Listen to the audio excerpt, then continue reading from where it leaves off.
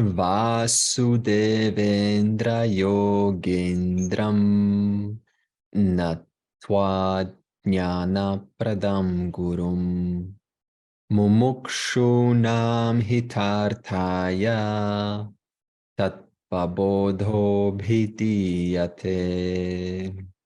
We have stopped at inquiring into, or beginning to inquire into, the second part of the book. And this was after the first part, which was having a checkup on where we stand relative to the world. We call this settling accounts relatively with our conduct, with our ways of conduct with the world, our ways of conduct with ourselves and others in our house and so on. And so when we are decently settled, then we can begin to inquire into something different.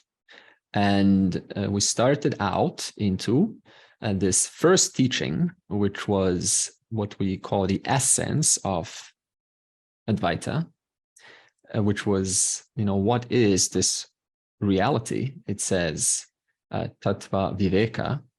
What is Tattva Viveka? That's how the question has started. It said Tattva Viveka Kaha. So what is Tattva Viveka?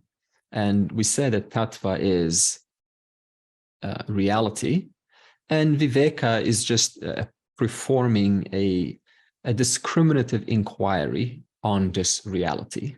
And we said, what is reality, right? What does it mean to perform a discriminative inquiry? And then it said Satya and Mithya, right? These two words were introduced. And then now, what is Satya and Mithya?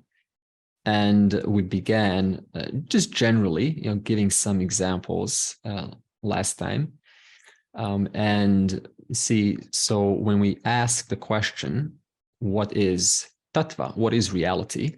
And the book says, the author says, in fact, this is the Shastra, it's not the book, it's not the author, the Shastra are saying that reality, that you are Satyam, and everything else other than you is Mithya.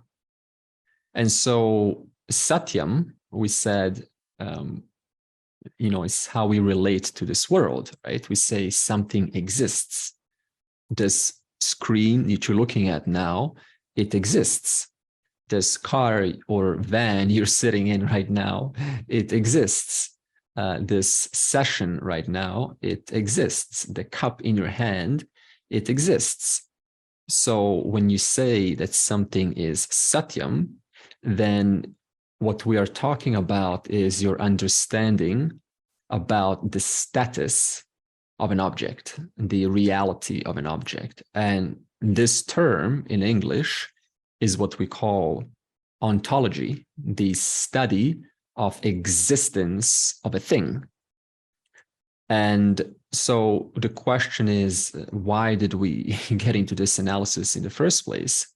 Well, because it said Atma Satyam. So, now, okay, we know that we exist. That's not the question. But the question was, how is it that, one being, there's one being, you are Satyam, are existent, and everything else is dependent upon you, dependent upon your existence. And this dependent upon is what this word Mithya was. So, and then we applied a few examples, but if we were to extend those examples that we have talked about, just before the session began, I printed a picture of a table. And see, because we don't have a real table here, then obviously we will just kind of improvise with a printed table. So if we say, we call this a table. And so this table exists. So just imagine this is a real table right now. Imagine this is a physical, it's a real table. And we write on this table, we eat on this table, we can do different useful functions with a table. And so if we now analyze this table, we say, what kind of reality does it enjoy? And we say it exists, right? You can't say that the table doesn't exist. Otherwise, how else would you eat, right? How else would you make use of it? So therefore, the table is satyam, right? It has an existence to it. But now, then we went one step further, and we said, now, if this table is, standing on the legs, and it's enjoying a certain concreteness, it's enjoying a certain substance, a certain content. And then we go one step further and we say this table actually is nothing but the wood. So a moment ago, this table we said is satyam, and that means it exists independently. In fact, satyam specifically means it is self-existent. So if we call this table satyam, which means self-existent, then yes, from the standpoint of the table, that is true. The table is self-existing. It is standing in a room and we are eating on it. So this analysis comes in and says, well, is it really self-existent? Let's look deeper into this object, which we just a moment ago called satyam. And therefore, we now recognize that this table actually has its being not apart from something else. And this something else now becomes satyam, and the table becomes mithya. So this something else is what we now call satyam, and the table is mithya.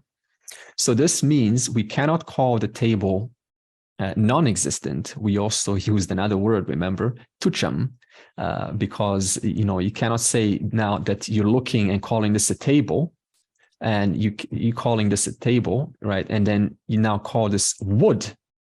Now, when it's wood, while the table is obtaining as, while the wood is obtaining as the table, you have to give some reality to the table. You cannot dismiss it as tucham and say, no, the table doesn't exist, because the weight of the wood, or should we say the weight of the table, is none other than the weight of the wood. So this means the table has no reality of its own. In fact, there is no table here at all. It is really just wood that is taking a shape and a size and a form of something that represents a table.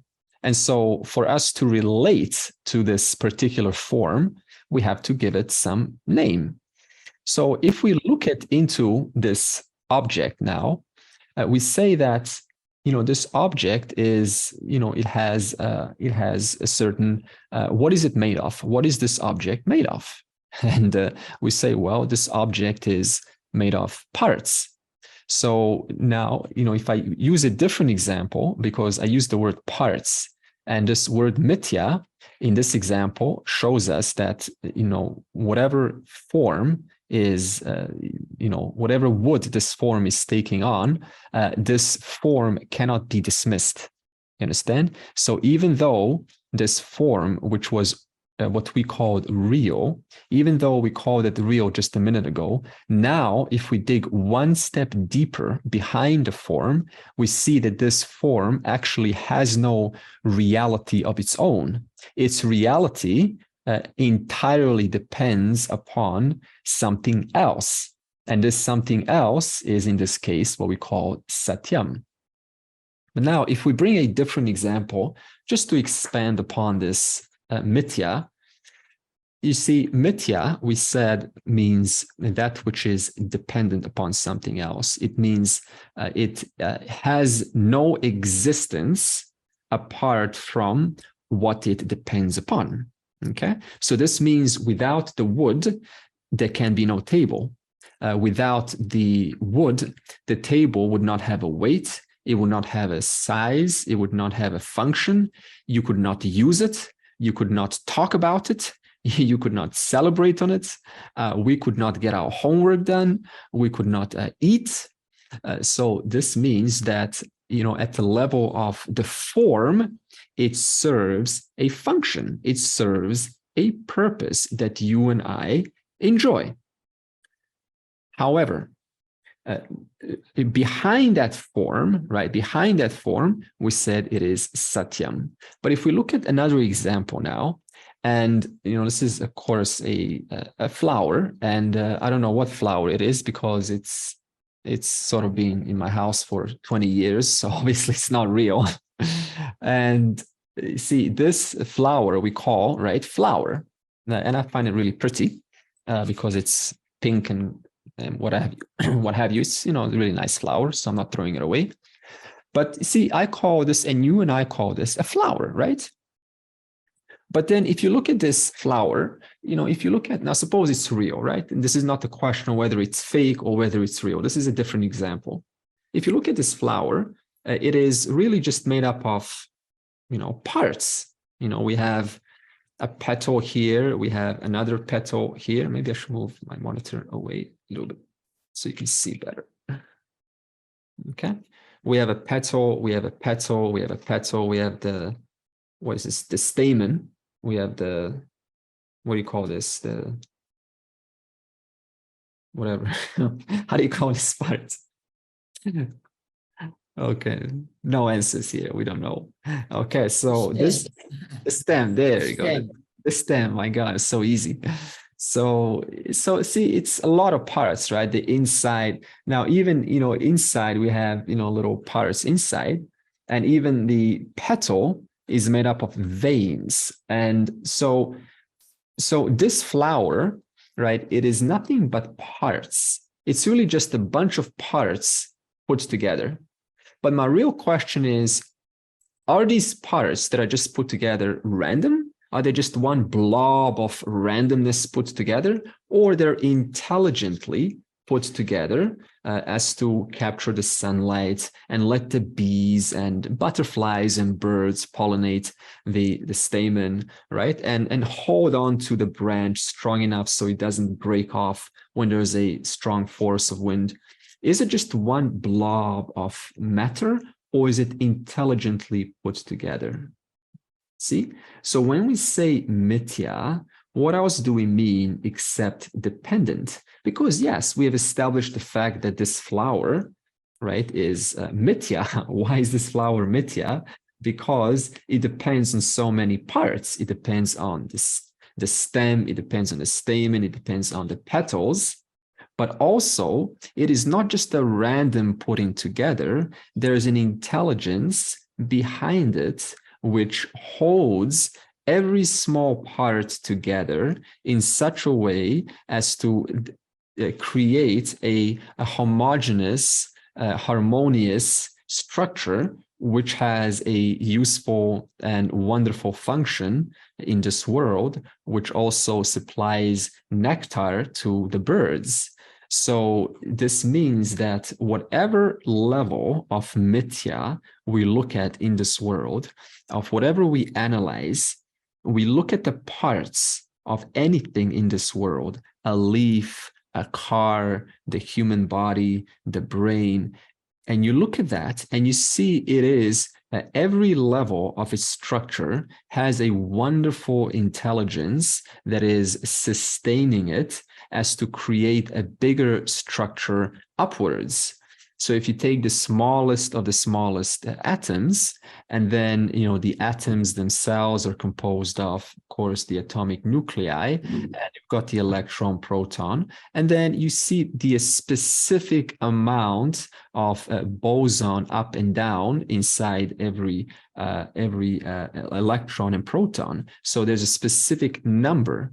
And then if you take the atoms themselves, then you create a specific atom number, like 2 hydrogen atoms and 1 just one oxygen atom. If you go 3 oxygen atoms or 0.5 oxygen atoms, then you no longer have a useful function, which is the water.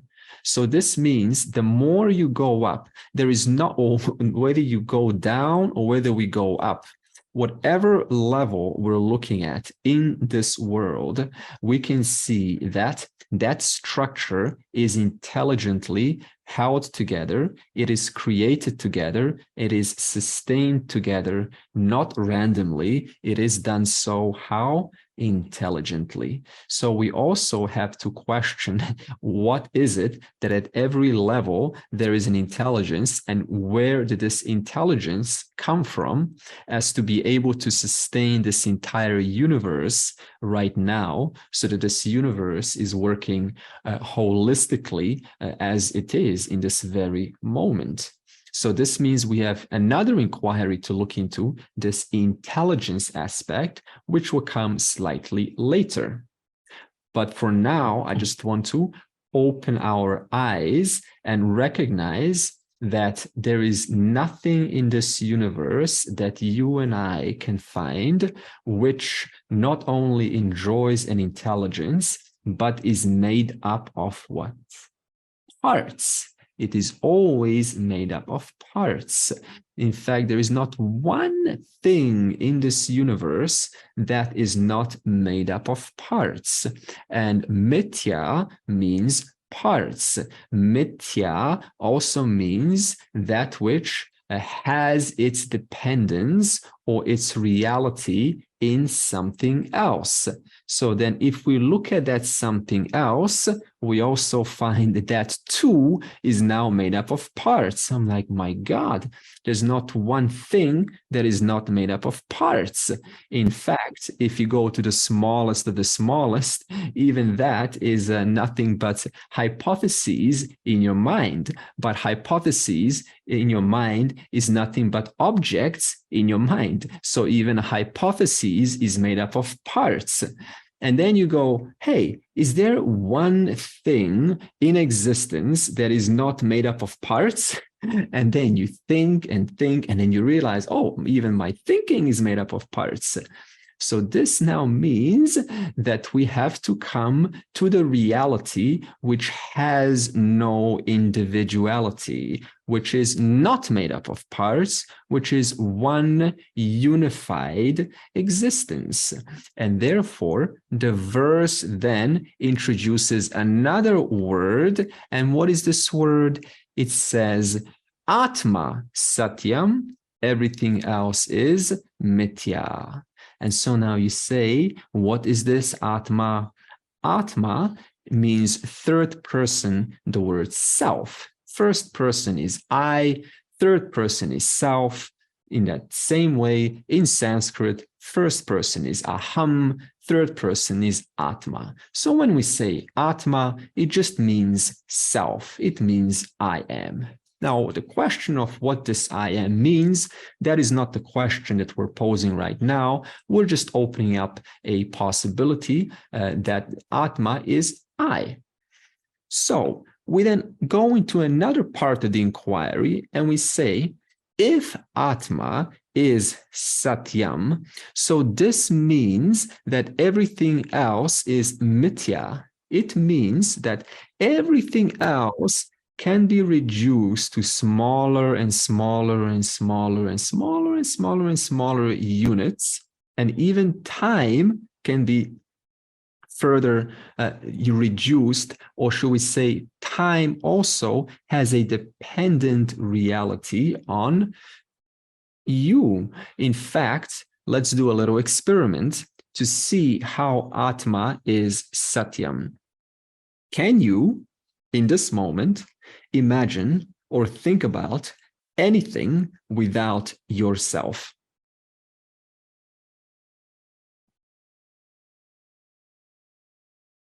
If we look at that line, if we have a line like this, a vertical line, and then we analyze the top the table, and then we analyze behind the table, the wood, behind the wood, the cellulose, behind the cellulose, the particles, behind the particles, mere thoughts, and then thoughts depend further upon you. So what do we find? What do we find every single level? Look at this, listen to this. Table,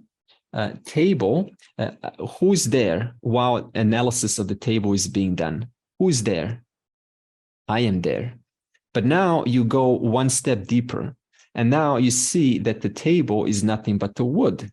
Now the table is gone. We are now analyzing the wood. But what is still there? I am. And then we get rid of the table, and then we go into one step deeper. And then we look at the table is made up of molecules. Now the table is gone, and then what is at the molecule level? I am. And then we go further deeper, and we get to the particle. Molecules are gone. What is there at the particle level? I am. So this means that at every analysis of reality, I tell you, every analysis of reality, including time, what remains one invariable constant? It is I am. And therefore, the verse says, Atma, self, is the final satyam, and everything else is dependent upon whom? Dependent upon the one who remains there throughout the entire analysis of reality. And therefore, you become that one onto whom everything else depends upon, including time. So look at this. It means that if all objects, when we analyze every object, we analyze it. Why? Because it has a duration. In fact, you cannot analyze something unless you're doing it in time. It needs to retain itself for a moment so you can analyze it. And this means that everything, all levels depend on time itself. Right? You look at the table for 1 second, that's 1 second worth of time. We look at the wood, that is 1 second worth of the wood, that's also time. We look at particles, that is 1 second worth of particle analysis, that is also time. So if there's two things actually that now retain is not only I, but also time. You see this? So, and then it says, Atma is Satyam. It says time is Satyam. It says Atma is Satyam. So the question is, then how do we reduce time? Because if time is present at every analysis, then we have to get rid of time. If Atma is truly Satyam, then time itself, by definition, should be reducible or dependent upon you.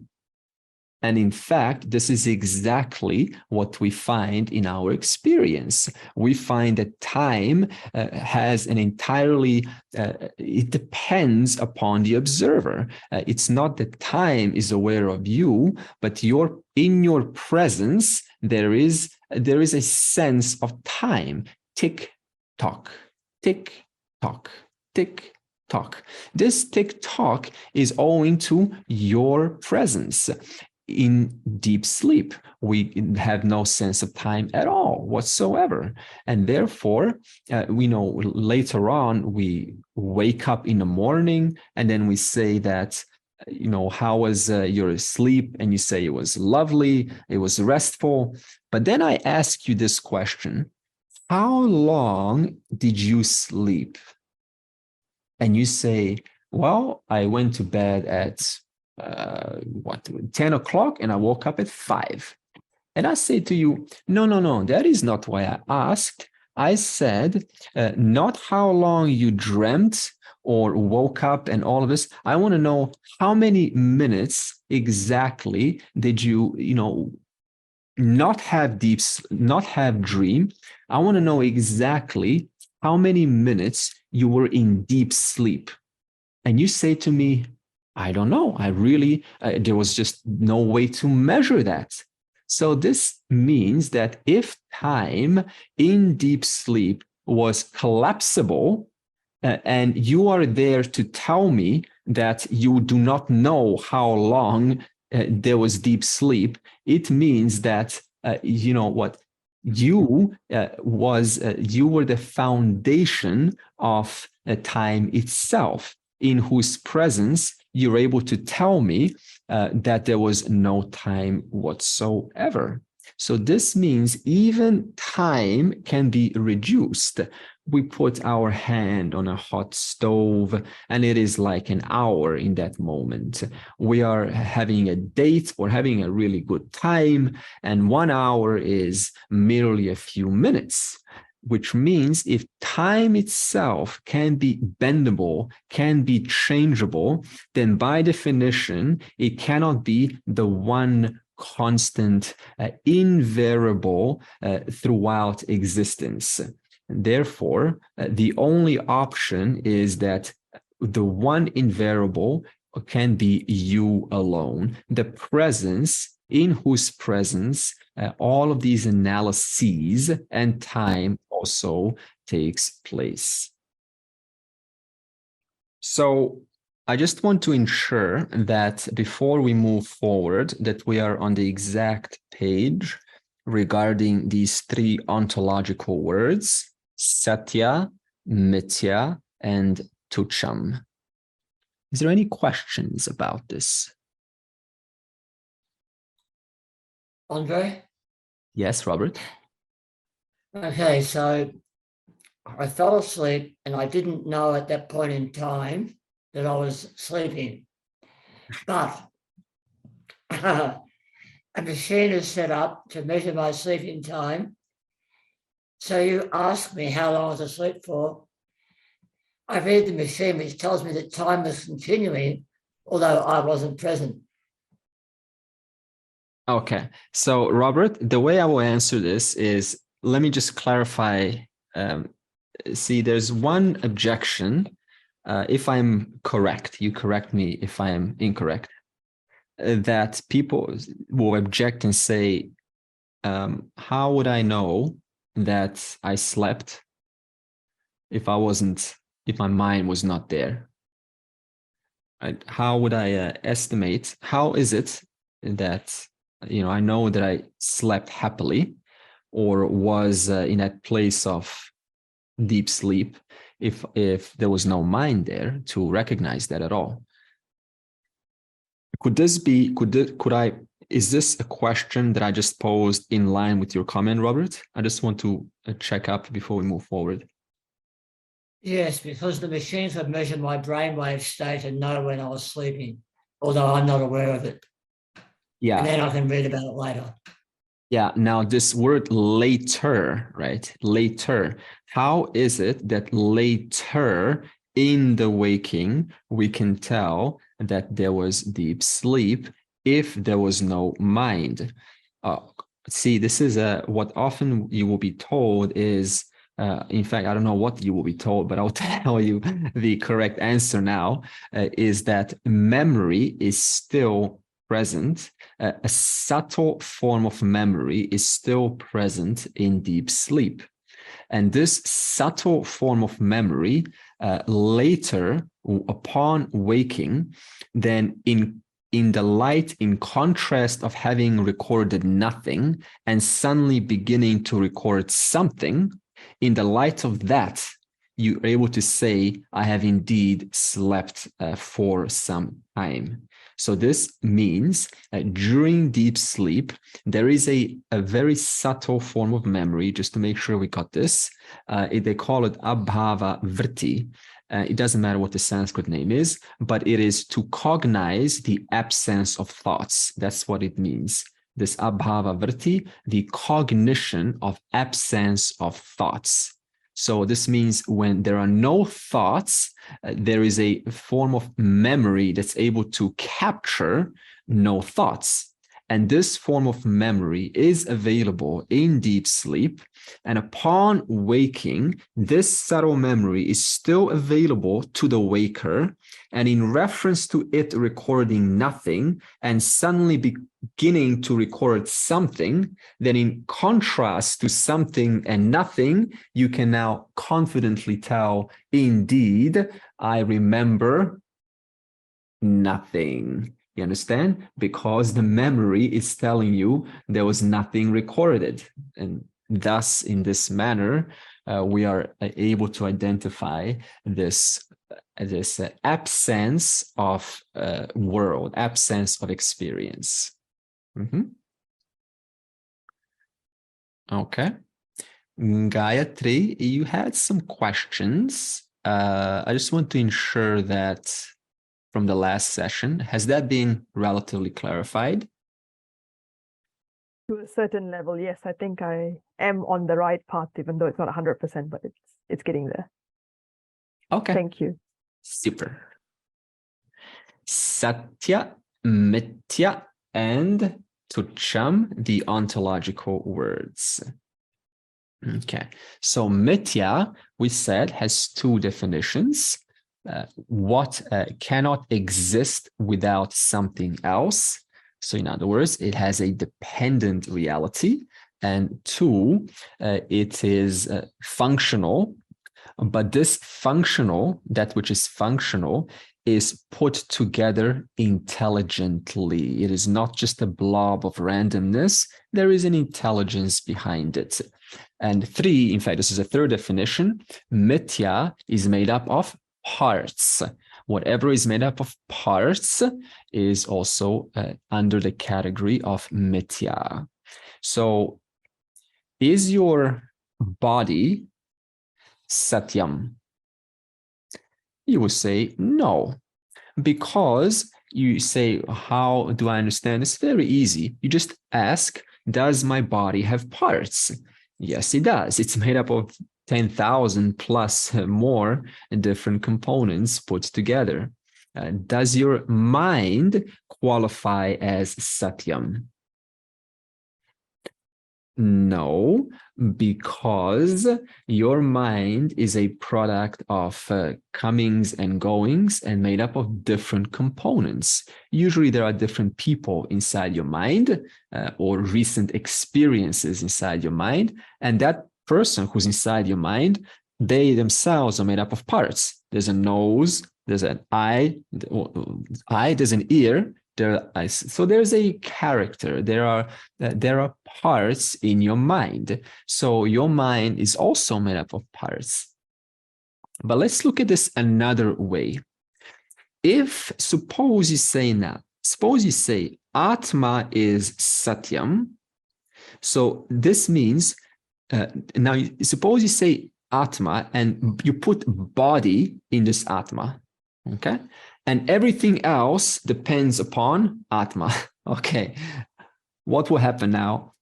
Body is Satyam, and everything else in the universe depends upon your body. Okay, meaning if I cut myself or if my body dies, you guys are all toast. So this means we have to keep, now really healthy. This is not true. We see a person's body die, the world continues very functional as before. Suppose we put the word emotion or a concern or doubt. Suppose Atma is put in the mind, and the mind further means a doubt about who you are. Suppose this Atma means I'm not exactly certain if I'm getting this. That's a doubt. That's a doubt. I am not exactly certain if I am getting this or if I will ever get this. That is a doubt, which means Atma is now this doubt. This means everything else in the universe depends upon that doubt. If this doubt is destroyed, then the universe gets destroyed. So, which means we need to now have constant doubts in our mind. This is again a ludicrous thinking, which means that if you put Atma into any object, and then you assert the statement that everything in the universe depends upon that object, it is logically incorrect. Even if you were to say Atma is time and everything else depends upon time, there's another error there, because Atma does not mean time, Atma means I. But the second error is, even if you did make that statement, we understand that there is time still depends on the presence in whom time is identified. And that presence is I. In my presence, time, or a sense of time, is identified. Therefore, nothing can be put into Atma except this ever-present I.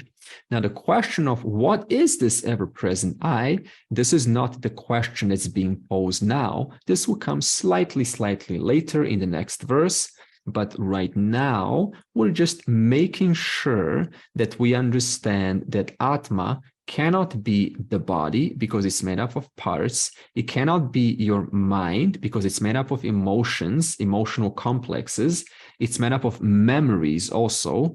It's made up of your habits. Your mind is made up of your inclinations, your impressions, of your desires. And it cannot be in your buddhi either, in what you know, because there was once upon a time, a place or a time when we didn't know. And when we didn't know, the world was just fine. In fact, it seems like the world was not fine because there was our lack of education, and therefore we had a different perception of the world. That's a different matter. The only logical place where you can put Atma in is that which does not interfere with anything. Think about this. That which does not interfere with anything, but at the same time enjoys an existence. What could that be? Which does not interfere with anything, but at the same time enjoys an existence. So this is what Atma is, the non-interfering principle, the non-verbalized, non-interfering presence, that being I am. And as we go further, we will slowly uncover this nature of the I am. Okay? Let's do another inquiry just to complete this ontological study. What is mithya? We said several, if I remember those three, someone remembers, that which has dependence, which is made up of parts, and something else we said. It has, something else we said, but I gave us three definitions. It will come to me. Functional. It is functional. Excellent. Okay. So let's just look at one more aspect of the question, what is mithya? Because the key to understanding reality is really understanding mithya. This is why we have such a hard time working out realities in this universe, because we look at everything as either satyam, that means it is self-existent, or it is non-existent, it is tucham. So this in between, we add mithya. So now mithya, if you look at any form like this plastic, this is a container, and this container is nothing but plastic. But this container is, in fact, it's called a container for a reason, because it is not a glass made out of plastic. It is not a spoon made out of plastic. It is specifically in this shape, in this size, and it has a function to store something inside, which means that this container, being dependent upon the plastic, by definition, this container is mithya. But what really is mithya? What does it mean in real life to say mithya? Well, we look at this and we say, what is this? It is a container, but it is what kind? It's a container enjoying what? A form. It is container enjoying a specific form with a specific name. The question that is being brought up is, does this name and form, this is a form, right? This is a form, and this form always enjoys a name. Does this name and form, or form with a name, however you put it, does this form with a name, does this name and form in any way add onto the plastic? Does this name and form in any way insult the plastic? Okay, what if this name, what if this was like a real ugly sculpture, the ugliest sculpture you've ever witnessed in your life, what makes you puke? Does it insult or define the plastic in any way? No. No. Now, in the same manner, if it was a beautiful, heart-melting structure, in that same way, does it in any way define the plastic as a beautiful existence, beautiful plastic? Okay, so if you define this form, to what does this name, this adjective, this definition belong? To the satya or to the mithya? Mithya. To the mithya. But we have a problem. We said wherever there is mithya, that's exactly where satyam is. So even if you say mithya, by definition, you have also defined satyam. So we have a problem. And this problem is a product of looking at this form as the final satyam. Only if this form, according to our cognition, is the final self-existent thing, only then we have a need to give it an opinion, give it an adjective. The moment we introduce or cognitively understand that the truth of this ugly or beautiful form is nothing but the plastic, then the adjective of ugly and beautiful, what happens to it?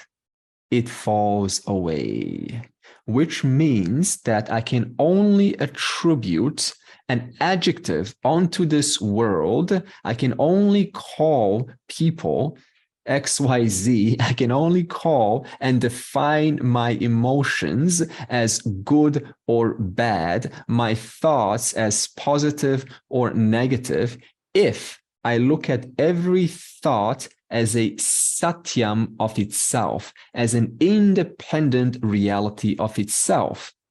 Whereas in reality, the truth of every emotion and thought, suppose it's a thought and emotion made out of plastic, it doesn't really matter, we're just using a metaphor.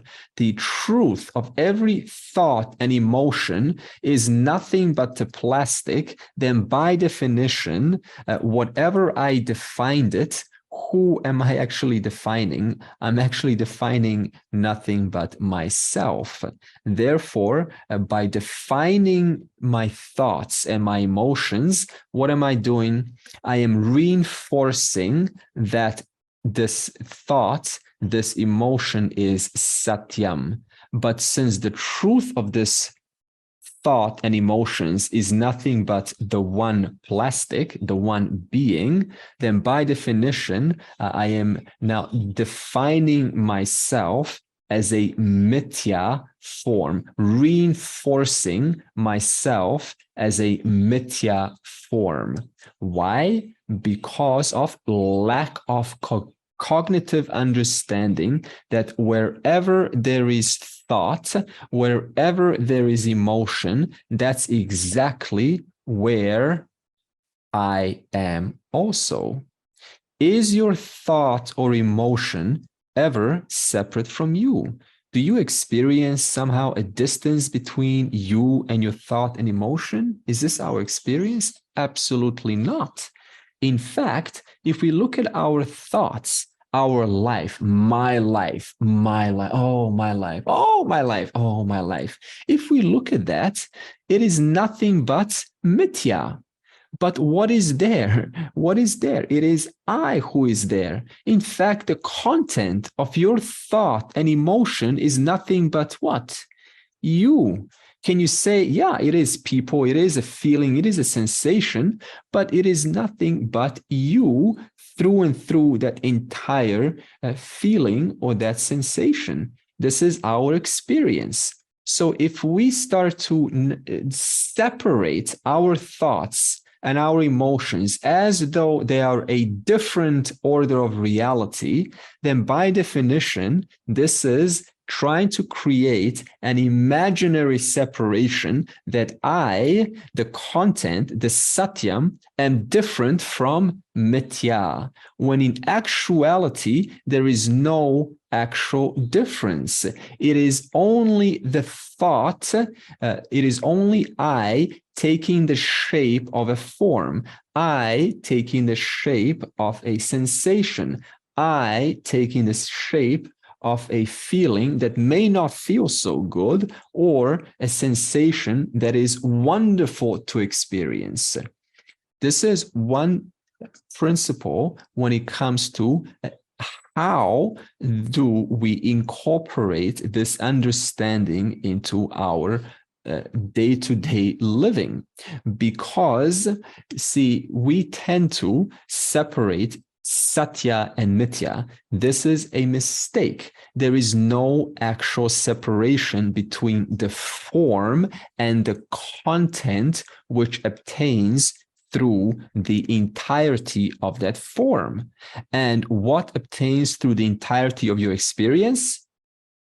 You, no one else. It's not like someone's pushing their way inside you and then going, hey, I'm here. It is you who are having your experience. So by definition, your experience is mithya.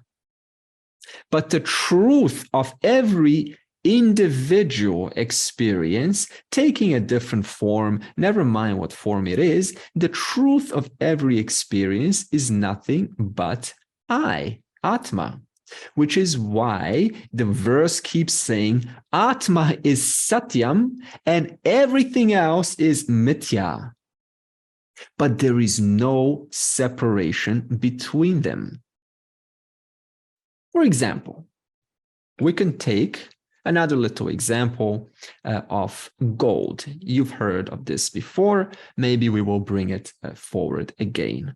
How do we usually count? How do we usually count? We count objects as different. Now we say the paper is different from this, and the table is different from the cloud's different from the trees, and This is how we count. But let's just for a moment take an example of a golden world, a world which is populated by gold. And there is, before we get to that, suppose there is for example, a jeweler who sells jewelry. Is that right pronunciation? Jewelry? Jewelry? Okay, anyway, I used to sell jewelry when I was 17. They were importing necklaces from overseas and I was selling it on eBay. This is how I started out my career, selling necklaces and rings and so on. And they charged me customs back then. Back then, you couldn't pay online. You had to go to the DHL center and I pay the custom fees there and then bring it all home. So it was kind of cumbersome. So where were we? So jewelry, there is a fella who has a wonderful store and is selling all sorts of golden ornaments, and they're wonderful to see. They are, you could spend some time in there. You know, for some of us, we don't like this stuff, but the rest of us, we kind of just, you know, try it on and visualize what it's like to put a ring on the finger and then take it off and so on. You can kind of live both worlds in that little, you know, little store. Get a quick marriage, get a quick divorce, and go, okay, cool. This is how it is. Now let's move on. Okay. And the jeweler says to you, you know, welcome, sir. You know, please take your time to look around. What can I do for you? And you know, you say, well, I would like something in the store. You know, and he's like, you know, we have a special promotion today. You can take one thing from the store. And you go, oh, I can take one thing from the store. This is lovely news. I'm so excited. Really? I can take one thing from the store? Yes, you can take one thing from the store. Only one? Only one. And you, being a little smarter, you know, to hear, you're like, this is interesting. I can take one thing from the store. I think I would just take one thing from the store. And the jeweler comes back, and they were maybe taking a break or something, and they come back, they were taking a phone call, and suddenly they see all of their ornaments inside your bag. The whole jewelry store of ornaments is inside your bag. And they're like, oh my God, what are you doing? Security. And you say, well, what's the problem? You said I could take one thing from the store. He says, that's right. So he cannot understand what you're on about, and you don't understand what he's on about. You're in a totally different understanding. And you explained to this fella, finally, you said I could only take one thing. I did take one thing. And this one thing is what is through and through all of these things. So by definition, the truth of all of these ornaments is only the gold. And I took gold. So therefore, I can, you know, have all of this. So after some quarreling takes place, you explain to this fella that, you know, you kind of put it all back into the store. But then you explain something to this fella and you say, you know, if you count, because he doesn't quite understand what you're on about, but you explain to him, if you count every ornament in this store, then if you go 1 plus 1 plus 1 plus 1 plus 1 plus 1 plus 1 plus 1 plus 1 plus 1 plus 1 plus 1 plus 1 plus 1 does not equal to 100. It equals to 1. In fact, I think So Kyung has a lovely book here. I was very surprised. She wrote the book. Look at this. She wrote the book. Can you see? 1 plus 1 equals 1. I was very impressed to see this title. And this is, I thought, what a beautiful, you know, summary of what Advaita means, right? 1 plus 1 plus 1 plus 1 plus 1 equals not many. They only include 1. Yeah, sure, the 1 and 1 and 1 are all mithya. This is no doubt. But the truth of this 1 and 1 and 1 and 1 and 1 is nothing but the one molten gold. In fact, if you melt all of those ornaments, you get the very same block of gold, from which you can then again create a lovely world of thousands, millions of ornaments, each with a different mithya form, with a different function. Some of them will go on the ring, on the finger. Some of them will go on your neck. Some of them will go as a, you know, little earring. So they will all enjoy a special function. But imagine one of those ornaments became alive, and it was an ignorant ornament. It didn't quite know what we're talking about. And we'll call this ornament a ring. And the ring looks at the ornament across on someone's neck, and they are a celebrity. And the celebrity is wearing a golden necklace. And now the golden ring is eyeing jealously the golden necklace and wishing that it was the golden necklace. It says, I wish I could get that much attention. I wish I could, be spoken about. Look, everyone's touching the necklace. Everyone's talking about it, asking how much it costs. And me, I just go under the soap, and I get washed every day, and I get dirty. And I was in the garden just a couple of hours ago. No one really cares about me. I am just one little ring, and I've got complexity issues. Now, the ring, because of this, has to go to a therapist and ask a therapist Bangle for some help. Now, the therapist Bangle is having the same issues, more or less, who also has their own therapist. But then, suppose, after some time, the ring melts. That's called a physical departure. The ring melts into the same undifferentiated molten gold that it always ever was. But it doesn't quite know this. It only takes itself as a mithya form. Next life, the ring having melted itself into the gold, the necklace having melted itself into the gold, into none other than itself, both of them having melted into none other than themselves. Next life, they reverse roles. Now the ring is the necklace, and the necklace is the ring. Again, now the necklace, it goes, I am so happy to be on here. However, I've been getting a little bit too much attention because I'm on the neck of a queen, and everyone's talking about me, and I never get any privacy. And they're just kind of making so many comments. They're judging me that I'm so cheap. I'm a lot more expensive than $1,000. And so the necklace, I tell you, being so popular, develops more complexity issues than it had while it was obtaining as a ring.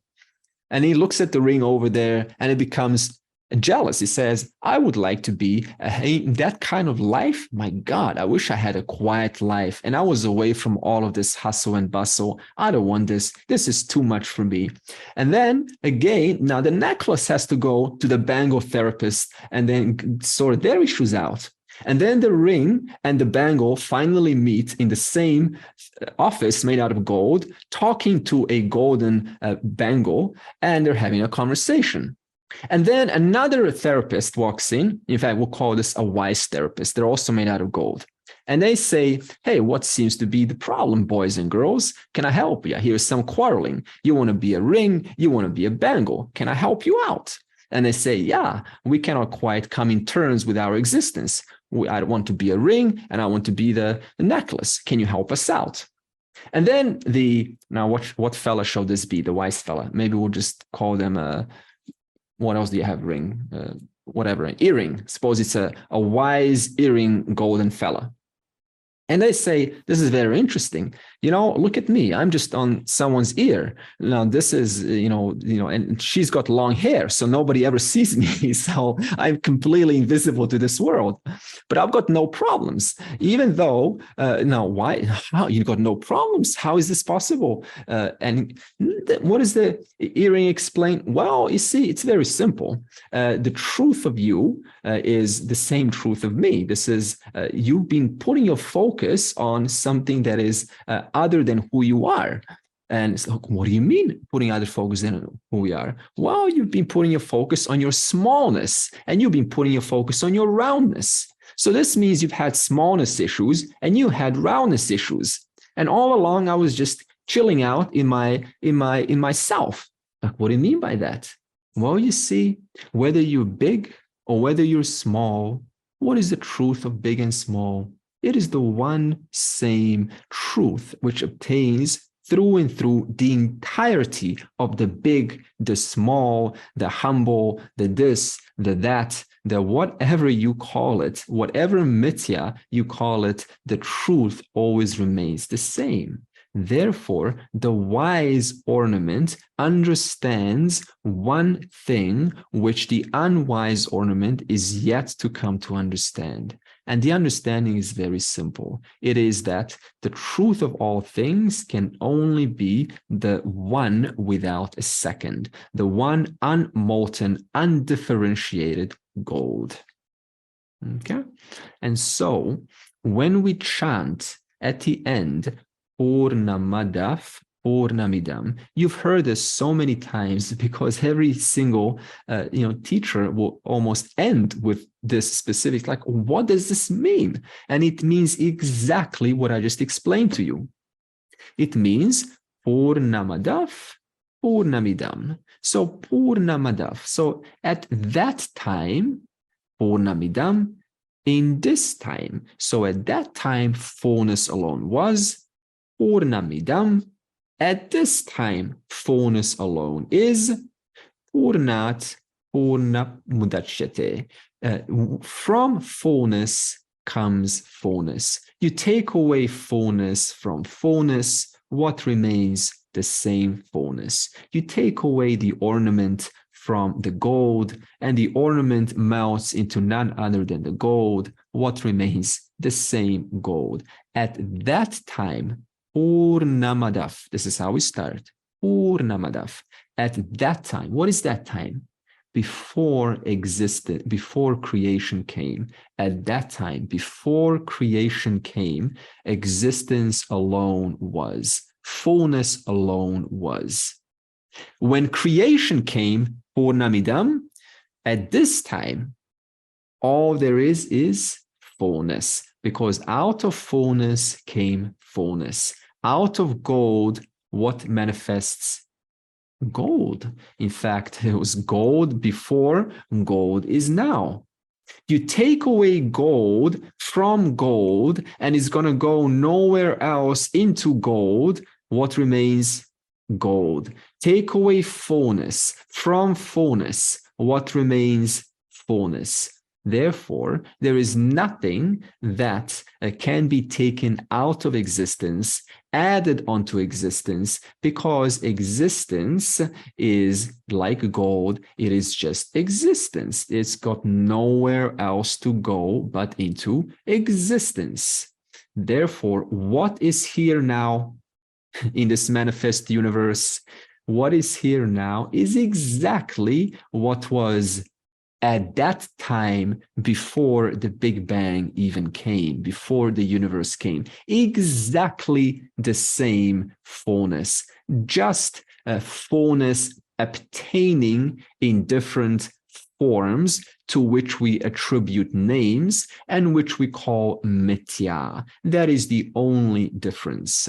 Therefore, there is no difference between this flesh, between these thoughts, these eyes, this life. The entirety of this mithya form right now that is looking is nothing but the one Satyam.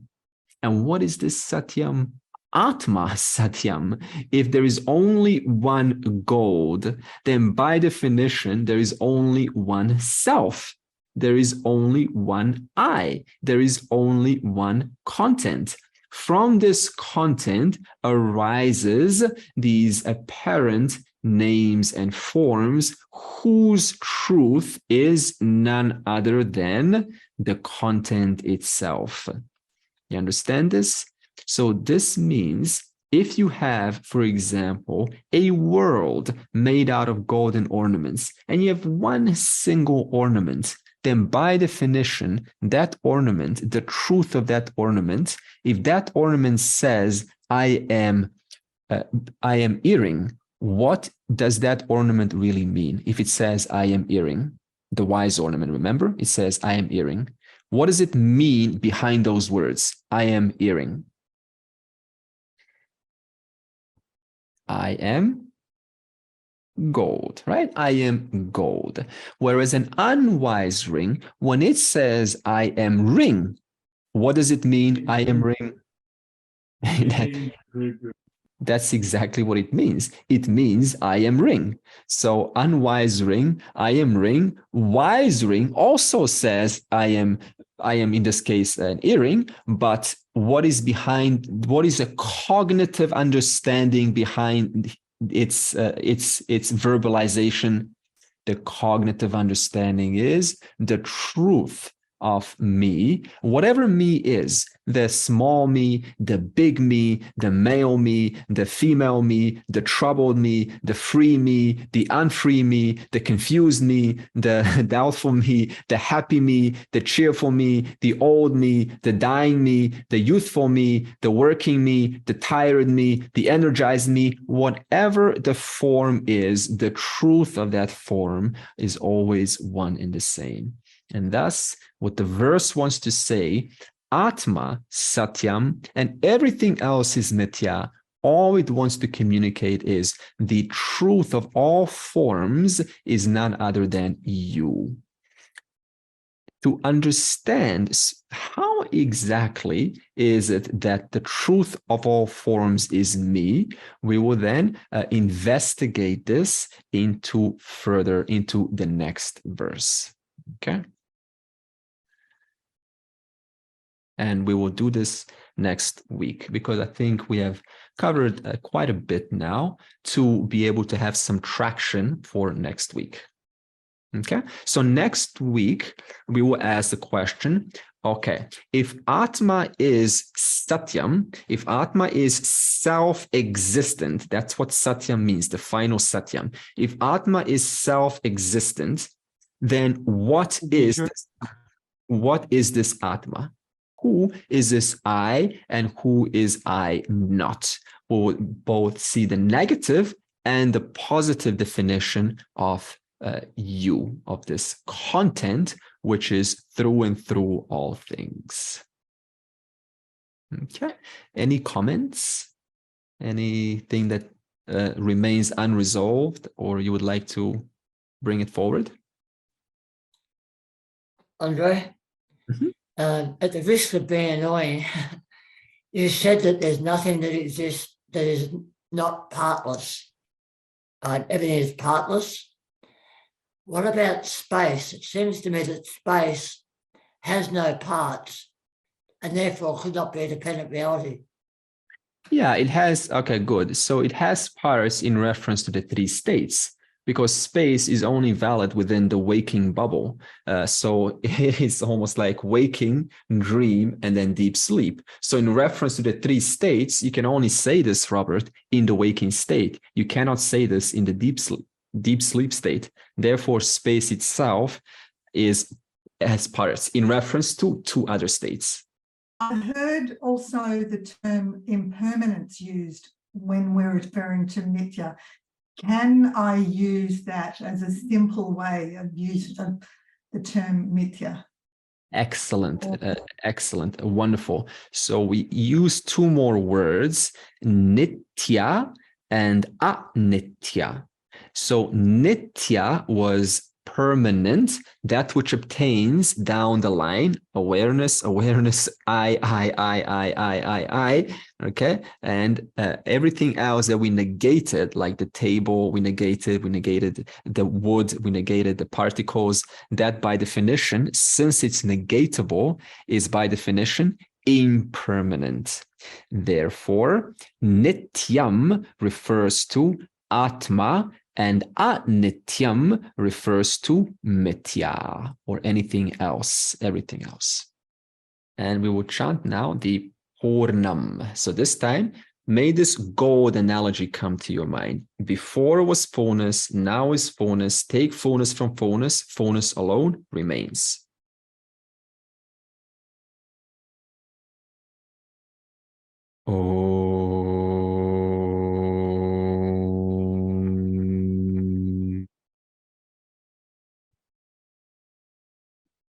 Namadav Purnam idam Purnat Purnamudachyate Purnasya Purnamadaya Purnam eva avashishyate.